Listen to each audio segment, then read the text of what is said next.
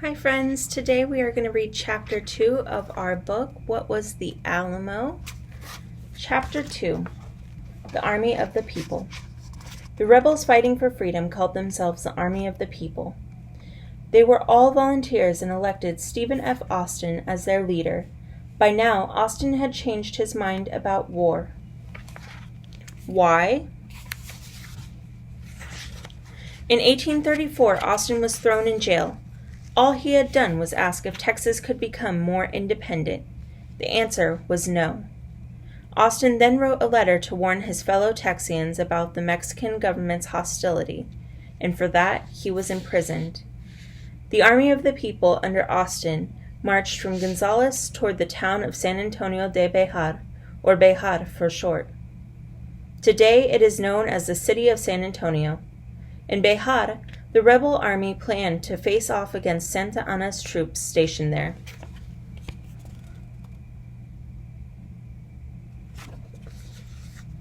At that point, the army included about 300 men, a ragtag bunch of farmers, shopkeepers, and craftsmen.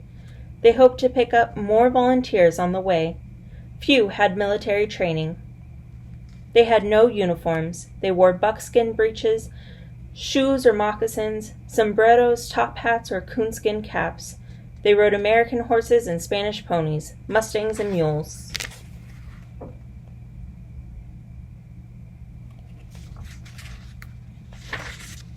On October 27, 1835, the army arrived outside Bejar.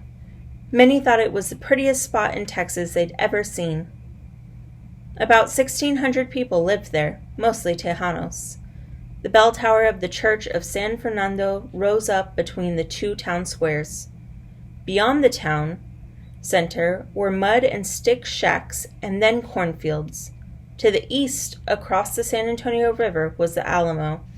About 650 Mexican soldiers were stationed there and in the town. Their leader was General Martin Perfecto de Cos. He was Santa Anna's brother-in-law.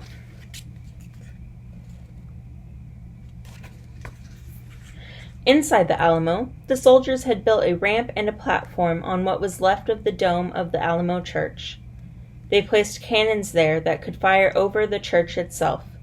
They had also blocked off streets and set up 5 cannons in the town squares. The Army of the People didn't plan on attacking Bejar. That did not seem possible. Instead, Austin and his men settled in for a siege. A siege is when forces surround an enemy and wait them out.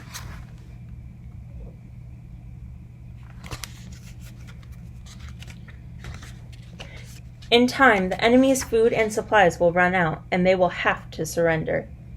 For weeks, the Army of the People waited, growing more and more undisciplined. Many lost patience and went home to their families. They were replaced, however, by new arrivals from the United States, eager to fight and to win themselves land in Texas.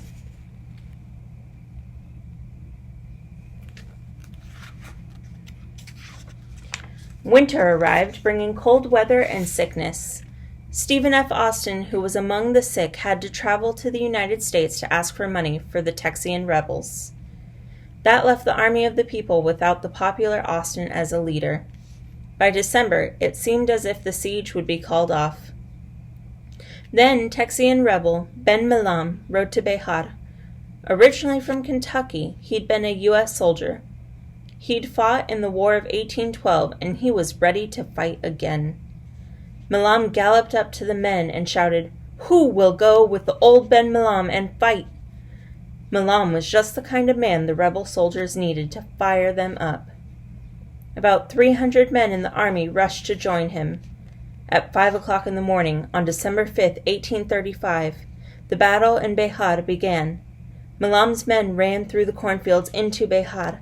The Mexican artillery opened fire with clouds of grape shot, clusters of small iron balls.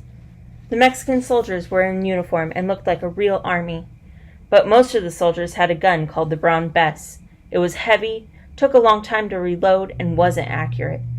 The Mexican gunpowder was often so weak that musket balls sometimes just bounced off the Texians.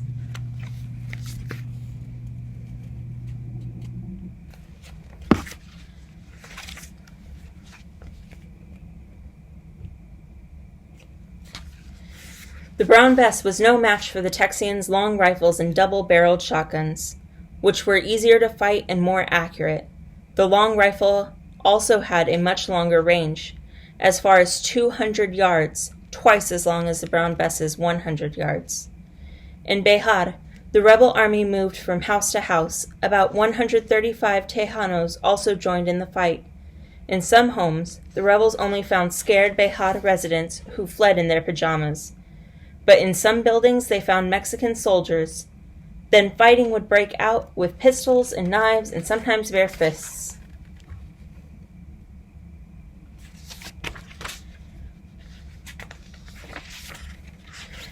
The fighting went on for 5 days. Both sides were exhausted. Ben Milam was killed. About 300 Mexican soldiers had deserted.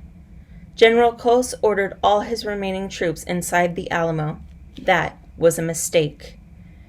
There was no food or water and no way to defend the fort for any length of time.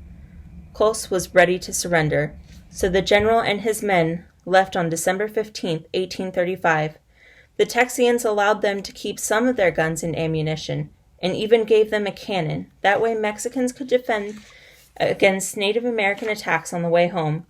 The army of the people had won Bejar. The Alamo was theirs. Only 5 rebels had been killed. About 150 Mexican troops were dead.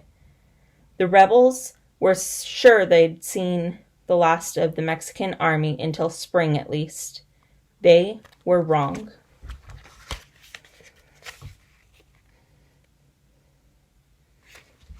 All right, friends, that's where we're going to leave off. We're going to start with Chapter 3 on Monday.